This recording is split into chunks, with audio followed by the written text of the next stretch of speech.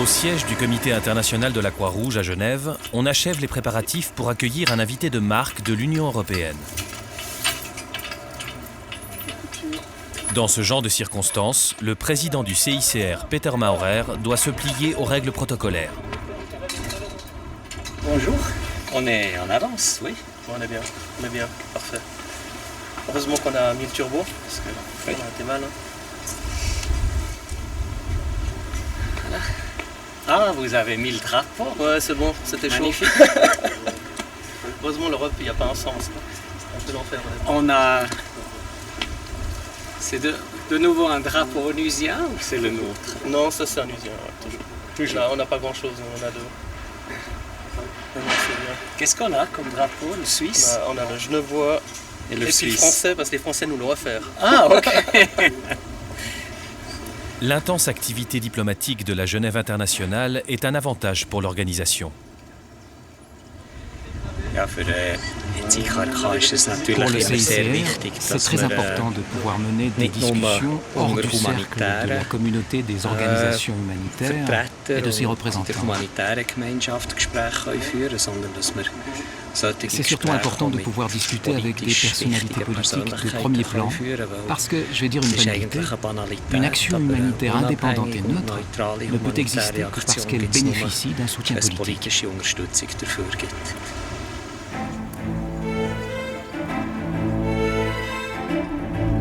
Dans l'épisode précédent, Stéphanie Heller apprenait que des collègues du CICR avaient été pris en otage en Syrie. En Colombie, Abraham Doblado a dû quitter précipitamment une soirée avec des amis pour s'occuper d'un policier blessé lors d'une attaque armée. À Kaboul, Najmoudine visitait un atelier de couture dont la patronne se bat courageusement pour son indépendance et celle de son entreprise. À Goma, le CICR a réussi à ramener un jeune homme à sa famille qui n'avait plus de ses nouvelles depuis 6 mois. Au siège du CICR, c'est José Manuel Barroso, président de la Commission européenne, qui est l'invité du jour. Merci beaucoup d'avoir. Quelle belle journée. Ou plutôt, disons-les, vous avez choisi les heures qui valent la peine. Comme tous les visiteurs de marque, José Manuel Barroso commence par écrire un message dans le livre d'or. L'entretien doit porter sur la situation en Syrie et en République centrafricaine. Au CICR, je suis vraiment très content que vous avez l'occasion pour la première fois de visiter le CICR. Nous représentons la réunion doit rester confidentielle.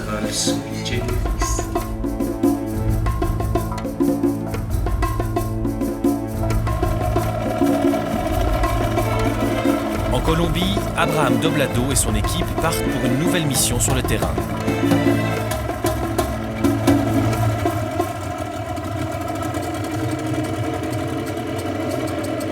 Le but du voyage est de rencontrer des guérilleros pour les sensibiliser aux règles de base du droit humanitaire. Dans la jungle, les rebelles, les paramilitaires et les bandes criminelles sont en conflit permanent pour s'assurer le contrôle des richesses minières et du trafic de drogue. La mission est dangereuse dans une région où le CICR a déjà été pris pour cible. L'équipe était en déplacement sur la rivière et il y avait un homme ivre, un membre d'un groupe armé qui devait probablement fêter quelque chose. Je précise qu'il était 10 h du matin, je vous laisse imaginer son état. L'équipe a soudain entendu 3 coups de feu et une des balles n'est passée qu'à 70 mètres du bateau du CICR.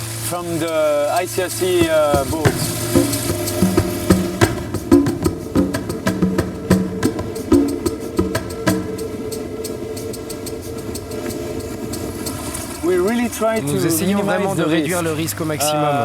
Il fait partie de notre métier.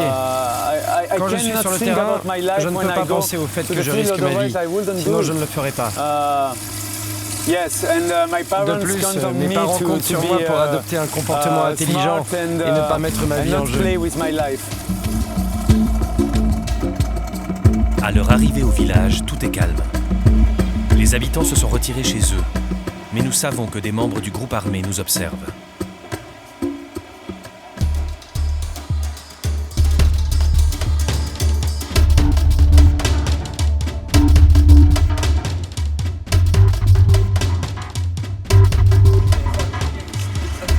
Au siège genevois, l'ambiance est au beau fixe. Le CICR entretient des liens étroits avec l'Union européenne, notamment sur le plan financier. L'UE et ses États membres sont en effet d'importants bailleurs de fonds. L'entretien est suivi d'une conférence de presse. Les délégués du CICR pris en otage en Syrie sont au cœur des préoccupations des médias. Y a-t-il des questions? Oui, je vous en prie. Jonathan Fowler pour l'AFP. Rapidement, avez-vous des informations récentes sur les otages qui restent? Je n'ai rien de nouveau concernant la crise des otages pour l'instant.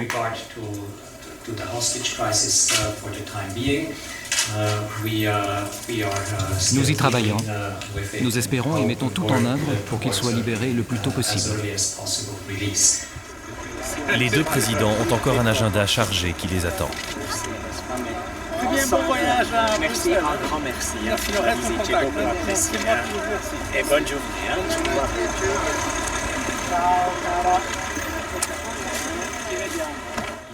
Über 60% von unserem Budget 60% de notre budget provient de pays de l'Union européenne ainsi que de l'Union européenne elle-même.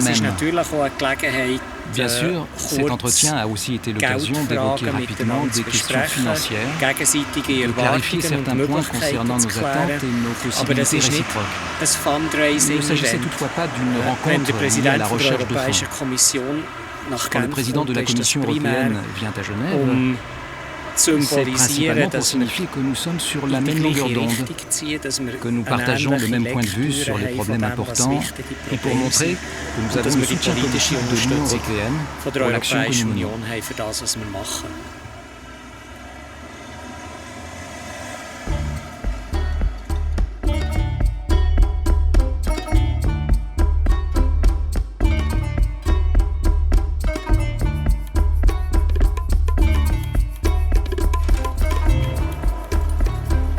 Stéphanie Heller, la jeune déléguée lausannoise, quitte l'effervescence de Tel Aviv pour se rendre dans les territoires autonomes palestiniens. Elle va rejoindre des collègues en Cisjordanie pour une mission délicate. La Cisjordanie, appelée West Bank en anglais, est sous contrôle militaire israélien. Les Palestiniens y vivent avec une liberté de déplacement limitée. L'accès à l'eau, ainsi que le droit à l'importation de denrées alimentaires, sont soumis à des restrictions.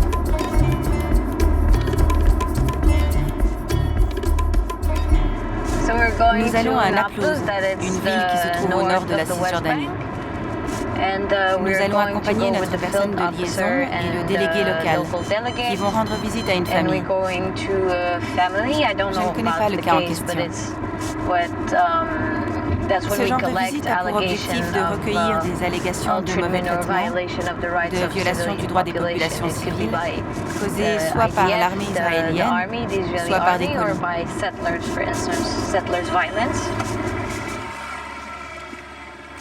La petite équipe se retrouve au bureau de la délégation du CICR à Naplouse. Les organisations humanitaires sont régulièrement confrontées au fait que les Palestiniens sont arrêtés, détenus et condamnés de façon illégale. Rema Kilani est le Field Officer, l'officier de terrain du CICR. Il conduit l'équipe à Ourif, où un incident s'est produit entre des Palestiniens et des soldats israéliens. Michitu Kawasaki, une déléguée japonaise, les accompagne. Le village palestinien est entouré de colonies juives et de zones interdites contrôlées par l'armée israélienne. Les accrochages sont fréquents.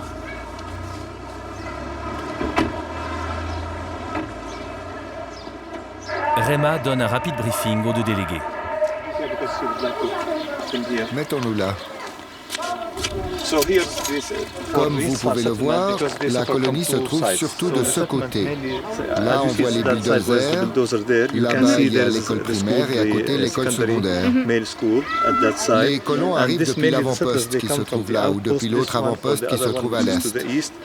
Les colons sont arrivés, ils ont violemment attaqué le village. Ils lancent des pierres contre l'école et il est déjà arrivé qu'ils attaquent des maisons. Je me souviens de nombreux cas qu'on nous a rapportés dans cette zone concernant des bulldozers et des voitures incendiées. Il y a combien de colons par ici? Ils sont nombreux? Moins d'1 millier. Moins de 1000, mais la colonie s'étend. Oui, ils disposent de plusieurs avant-postes et ils s'étendent à partir de là. Ils sont très actifs dans de nombreuses communes. On y va? Allons-y.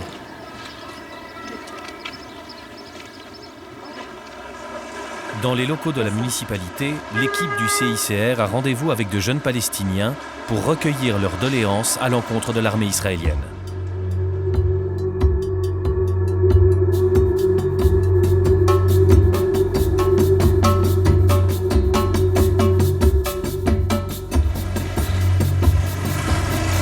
Nous voici à Goma, une ville proche des frontières avec le Rwanda et l'Ouganda. Une région où surviennent régulièrement des conflits ethniques et des agressions militaires.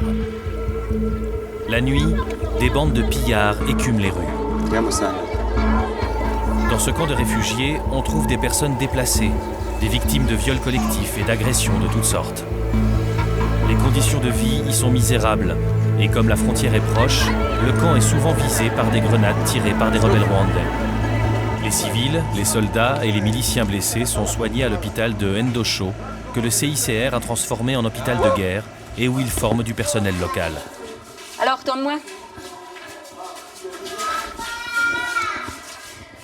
On va aller jeter un coup d'œil à la chambre des enfants. Brigitte Hopf a troqué son poste d'infirmière à l'hôpital de Berne pour venir travailler à Goma pendant 6 mois. Cela fait longtemps qu'elle souhaitait accomplir une mission pour le CICR. Bonjour. Comment ça va? Ça va bien? Ça va mieux? Et tu marches beaucoup avec les béquilles? Hein? Allez. Ça va bien? Hein? C'est notre prince. Il est ici depuis le mois de février à cause d'une blessure par balle au bassin. Il vit dans le camp de réfugiés qui est juste à côté d'ici, à Goma. En février, des rebelles ont attaqué le camp de réfugiés. C'est un des premiers patients que j'ai vus quand je suis arrivée ici. Il avait une énorme plaie à la hanche qui s'infectait et qui nécessitait une nouvelle opération. Les chirurgiens ont tout fait pour sauver sa jambe. Sinon, il aurait fallu l'amputer très haut, au niveau de la hanche. Cet enfant m'accompagne depuis mon premier jour ici. Il est toujours de bonne humeur, même s'il a passé 3 mois au lit. Il coloriait comme un fou. Voici quelques-uns de ses coloriages. Mais malheureusement, notre livre de coloriage est épuisé et ici, on ne peut pas acheter de livre de coloriage. Maintenant, son copain et lui sont un peu malheureux parce qu'ils ne peuvent plus dessiner.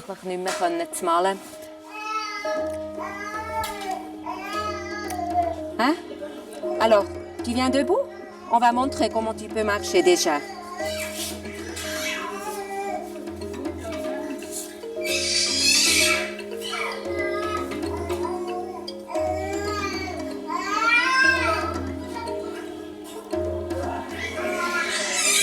Tu viens vers moi?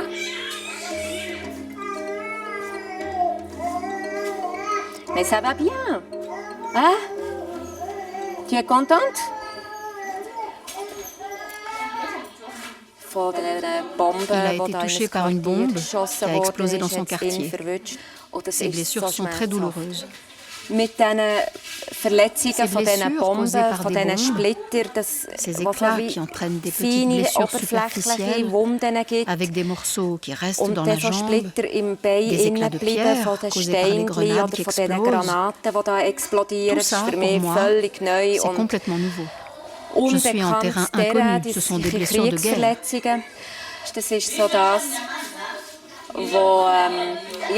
difficile à supporter et ça me chagrine pour les enfants et pour les gens d'ici qui souffrent tellement de ces actes de violence, de la guerre et des conflits.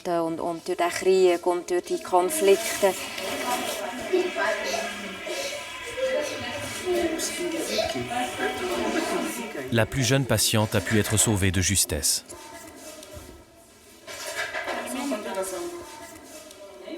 Give me 5. Voilà.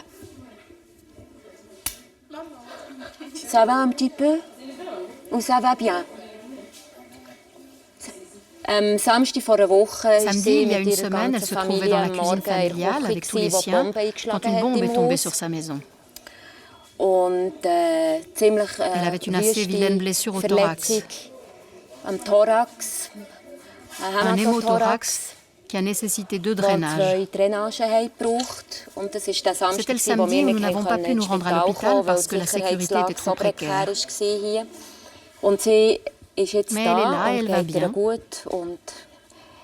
Elle est à nouveau en forme. C'est bon. Inhaluma? Si. Inhaluma? Normalement, elle babille, elle parle fort, elle est très vive, elle court partout.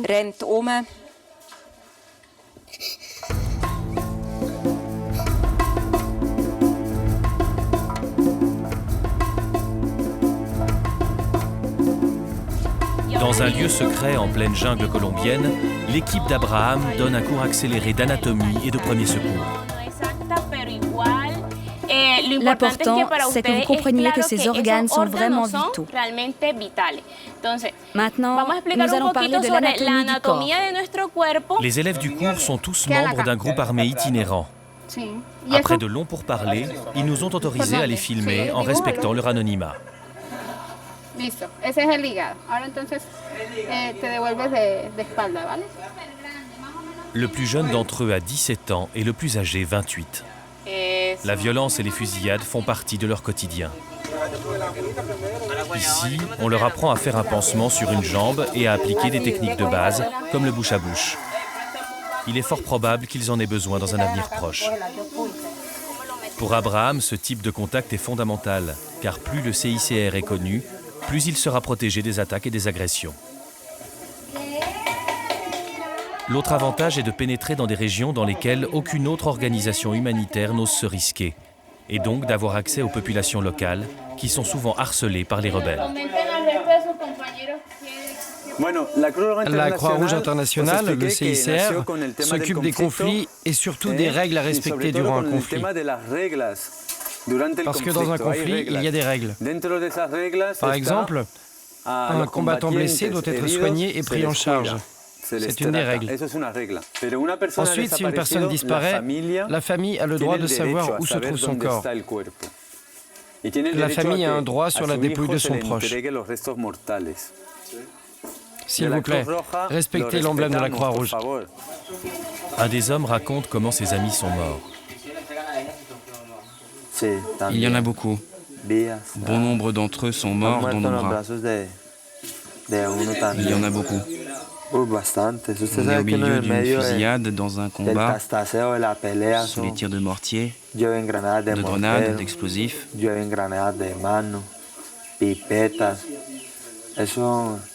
On côtoie la mort, toujours. La mort est toujours présente. En dépit des exactions commises par ce groupe, le CICR doit rester neutre, indépendant et non partisan.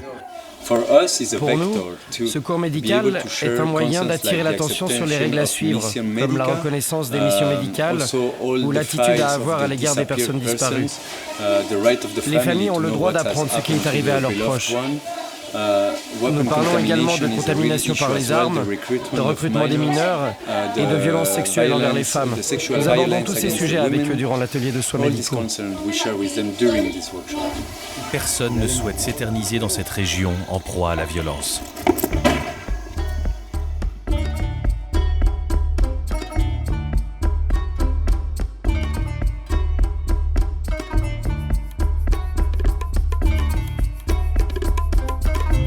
En Cisjordanie, Stéphanie et ses collègues du CICR ont rendez-vous avec 3 jeunes Palestiniens. Ils accusent l'armée israélienne de brutalité et le CICR est là pour recueillir leurs témoignages et constituer un dossier.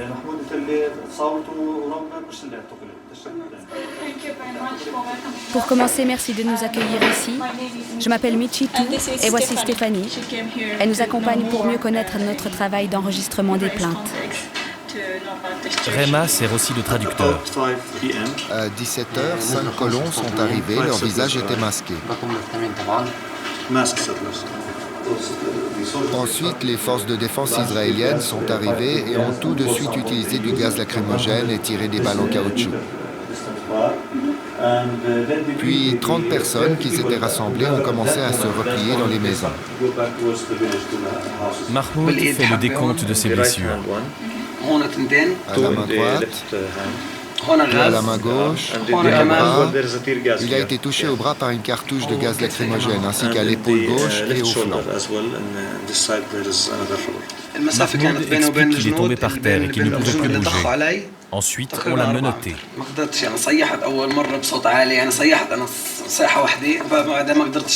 En 3 jours, il a été conduit dans 4 prisons différentes. On poursuit l'entretien avec lui ici ou chez lui? Peut-être qu'il pourrait nous raconter ce qui est arrivé après son arrestation. Mais ce serait mieux de poursuivre cet entretien chez lui, dans sa maison? Oui, je pense aussi que ce serait mieux parce que c'est une histoire assez longue. L'équipe du CICR préfère aussi sans doute recueillir les témoignages dans un lieu plus discret.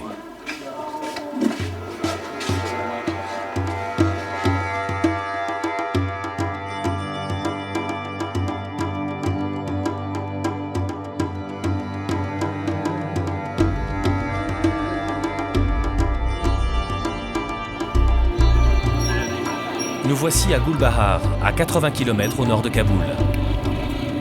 Dans cette région fertile, la guerre a fait rage pendant de nombreuses années.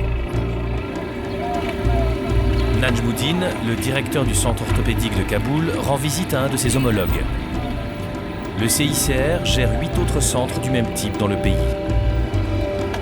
En Afghanistan, de nombreuses personnes portent des prothèses, car elles ont souvent perdu un membre à cause de la guerre ou parfois suite à un accident.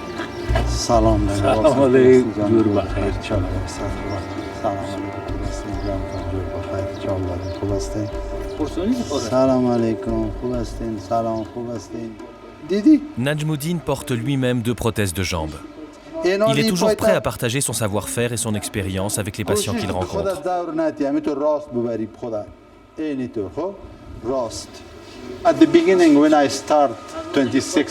Au début, il y a 26 ans, j'ai commencé en faisant ce travail-là. J'adorais montrer aux patients comment faire pour marcher à nouveau normalement. Vous savez, certains ajustements minuscules que je leur montrais pouvaient ensuite leur faciliter considérablement la vie. Désormais, il s'investit inlassablement pour améliorer les conditions de vie des personnes handicapées.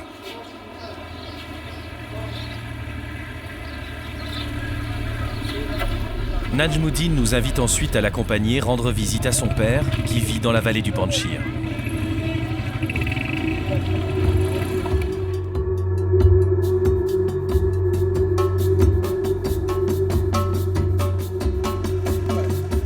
Nous voici de retour à Goma, à l'hôpital de guerre Ndosho. Ça tourne? La tête? Non, bien, très bien. Bon. Vous prenez ça? C'est bon. On va laisser ces 2 messieurs aller aux toilettes. À l'hôpital, l'appartenance à tel ou tel camp n'a plus grande importance. Parfois, c'est difficile. On ne le sait pas toujours. Évidemment, les patients se connaissent. Et il est possible que dans une pièce comme celle-ci, des victimes et des agresseurs soient allongés côte à côte. Peut-être qu'ils se connaissent parce qu'ils viennent d'une même zone de combat ou parce qu'ils se sont rencontrés dans un des nombreux villages. Peut-être qu'ils sont ennemis jurés pour des raisons ethniques. Quoi qu'il en soit, nous essayons de soigner toute personne qui arrive ici, quelle que soit son origine, sa religion ou sa philosophie. Nous soignons tout le monde de la même façon.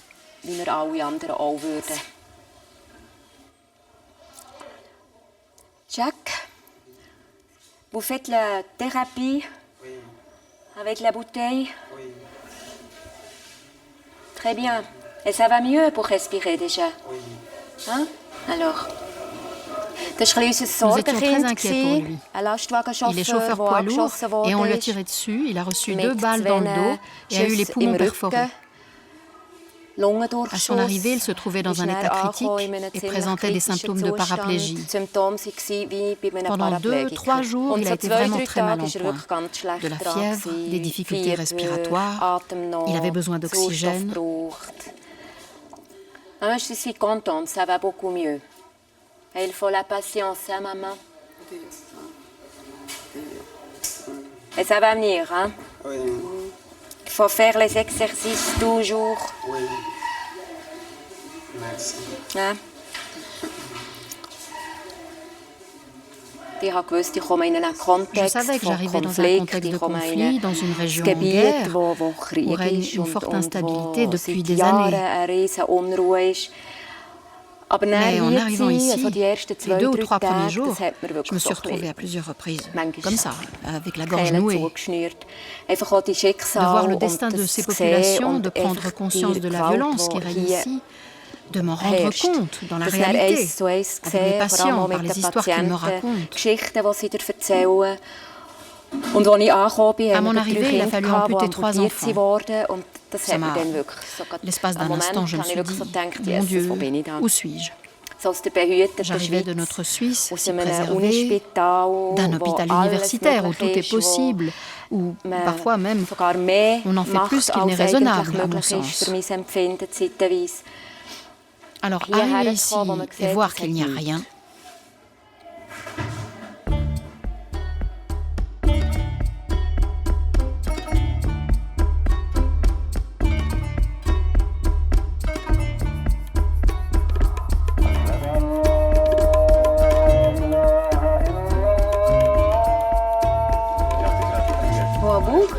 En Cisjordanie, Stéphanie et l'équipe du CICR arrivent à la maison de Mahmoud où son frère aîné les accueille.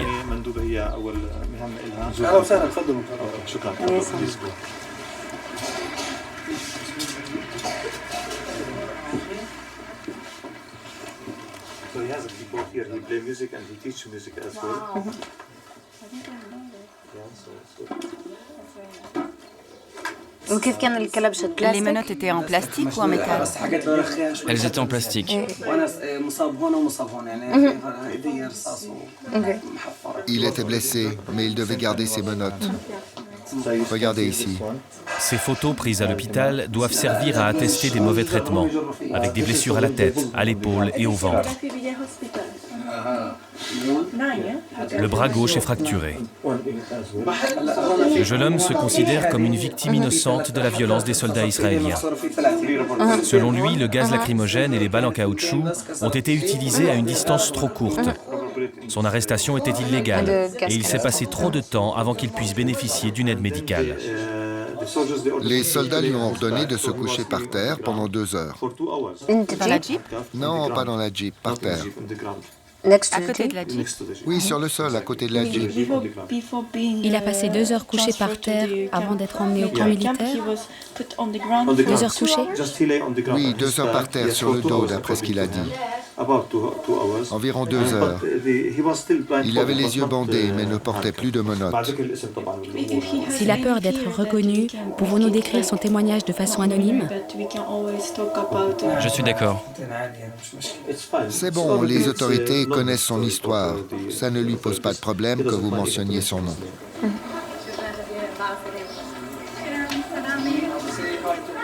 Michitou consigne les déclarations de Mahmoud.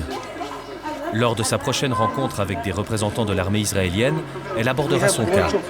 Si les faits reprochés devaient être attestés, une enquête serait ouverte. Le CICR agit de la même façon dans le cas où des soldats israéliens formulent une plainte envers des Palestiniens.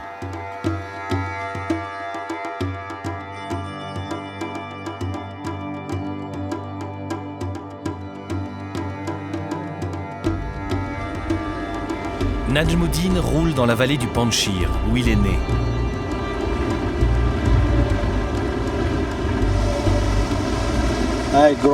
J'ai grandi dans cette vallée. Je suis allé à l'école ici jusqu'à la 8e année, puis je suis parti pour Kaboul. J'avais 15 ans en partant d'ici, mais je revenais souvent depuis Kaboul. «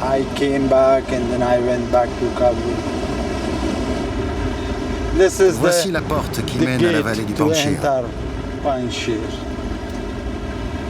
Partout, des portraits honorent la mémoire d'Ahmad Shah Massoud, le célèbre commandant assassiné en 2001. Massoud était surnommé le lion du Panjshir. Quand j'étais jeune, j'allais souvent chercher du bois pour le feu sur cette montagne, de l'autre côté de la rivière. J'ai l'impression de reconnaître la moindre petite pierre à côté de laquelle je suis passé, partout. Je suis passé partout. Je me souviens de tous ces arbres sur la montagne. J'aimerais tant remonter là-haut pour les revoir, mais je ne peux pas. Malheureusement, je ne peux pas.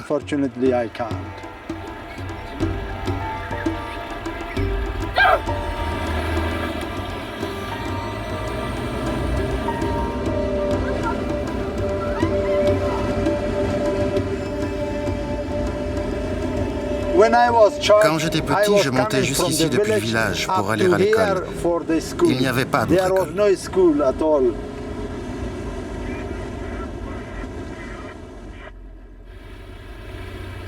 Les troupes soviétiques ont occupé le pays pendant 10 ans, comme en témoignent encore ces vieux chars d'assaut rouillés. À cette époque, le commandant Massoud a largement contribué à chasser les assaillants. Ensuite, il a dirigé la résistance afghane contre les talibans. En 2001, il a été victime d'un attentat, probablement commandité par Al-Qaïda. Un crime qui a également tué l'espoir d'un changement pour beaucoup d'Afghans. Voici ma maison.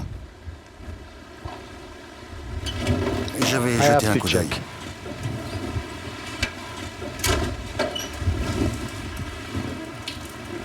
Le père de Najmoudine nous accueille.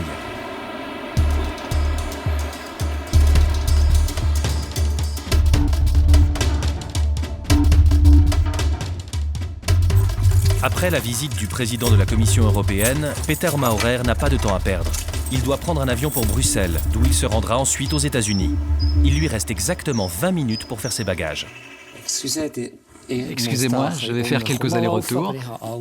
J'ai déjà préparé ce qu'il faut que je prenne, notamment mes affaires de jogging. Me voici face à un petit défi logistique, je l'avoue.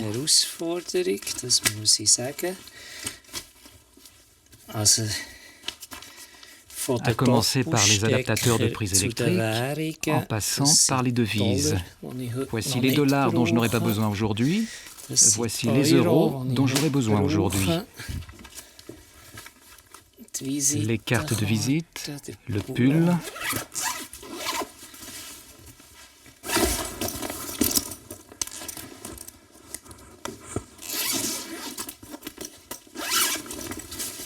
Je repasse mes pantalons moi-même. En général, j'emporte mon linge depuis la maison à Berne.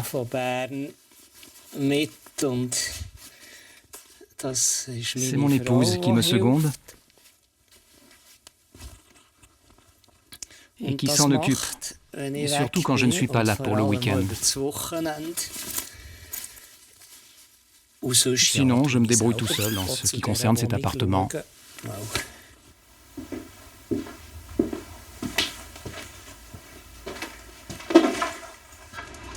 Un yaourt à la grecque, avec du miel. Vu son emploi du temps, le président du CICR est souvent contraint de sauter un repas. J'aime beaucoup ça. Je ne dirais pas que je suis ascétique.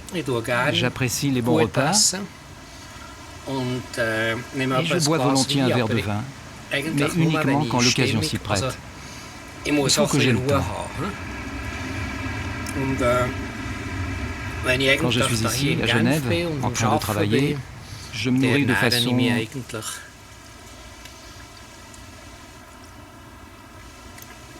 Je mange ce qui me tombe sous la main.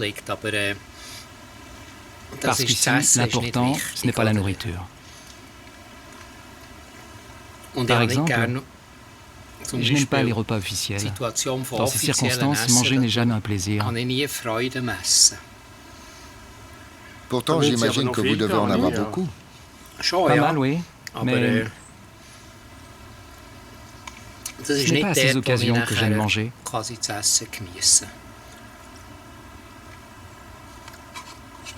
Par contre, quand on est avec des collègues ou en famille, je ne suis pas ascétique. Cela dit, oui, je fais attention à ma santé. Sinon, je ne pourrais évidemment pas faire ce travail. Pas le temps de traîner, le chauffeur attend.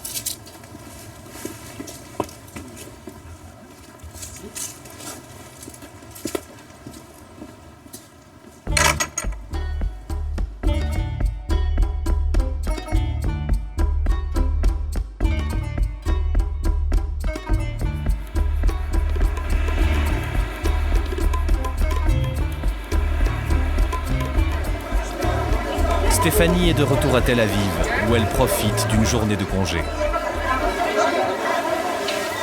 Tu viens des États-Unis? Non, de Suisse. D'où? De Suisse. C'est quoi Suisse? Le pays, la Suisse. Ah, la Suisse. T'en veux combien? 1 kilo? Non, moins. Tu t'appelles comment? Stéphanie. Stéphanie, moi c'est Dalida. Dalida? Ah, c'est bon comme ça. Ah, tu parles arabe? Non, oui, je parle arabe.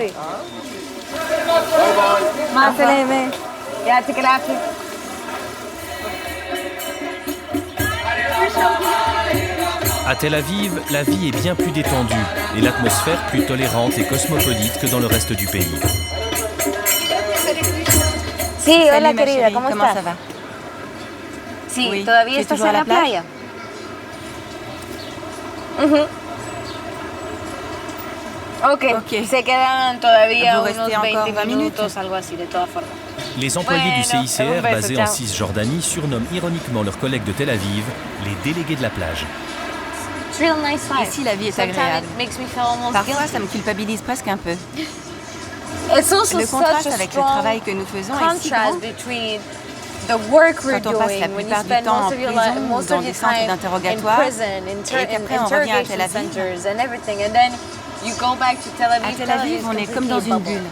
When you're in Tel On est Aviv, you're complètement coupé du completely conflit. cut out from the conflict.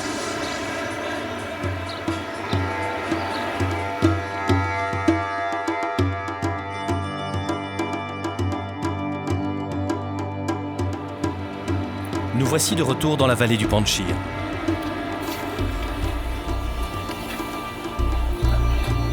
Najmuddin, qui vit à Kaboul, rend visite à son père.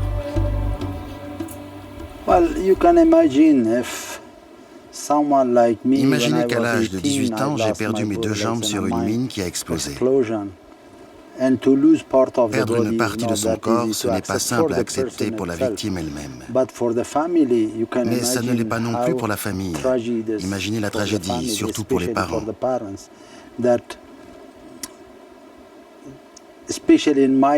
Particulièrement dans mon cas, parce que je suis leur fils aîné, ils avaient de grandes attentes à mon égard.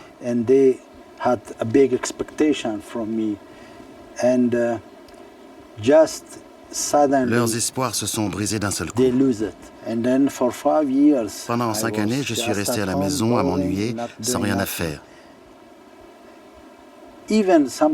Pourtant, je me souviens que je suis allé plusieurs fois voir les autorités en leur demandant « Je peux avoir un travail ?» Ils me répondaient invariablement « Comment peux-tu demander du travail alors que tu n'as pas de jambes ?» J'étais choqué. Le problème, c'était que je ne pouvais même pas montrer que c'était possible. Ils n'étaient pas prêts à me donner une chance. Grâce au CICR, Najmuddin a reçu des prothèses, mais aussi une formation et une carrière. Toutefois, aujourd'hui encore, il lui manque quelque chose que personne n'a pu lui donner. Il y a une chose que je regrette et qui me fait mal. Vous savez ce que c'est? Je nageais encore et toujours dans cette rivière. C'était tellement agréable et merveilleux de nager ici, en août. L'eau est limpide comme du verre, bleu foncé, fraîche. Malheureusement, ce n'est plus possible. Le nombre de fois que j'ai traversé la rivière, la sensation de l'eau me manque.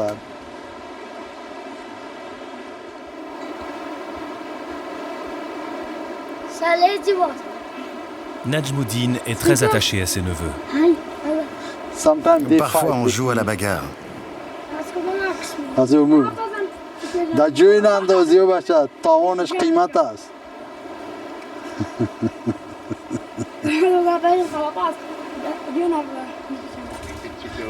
Ce n'est pas un passage facile pour moi. Avec une certaine timidité, le père de Najmuddin nous invite à passer la nuit chez lui. Malheureusement, nous devons rentrer à Kaboul.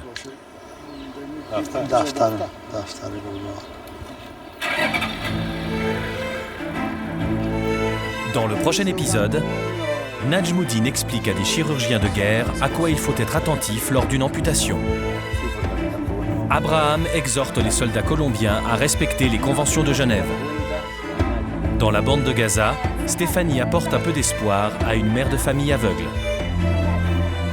Et le président Mahorer s'investit en très haut lieu en faveur d'une meilleure protection des populations civiles.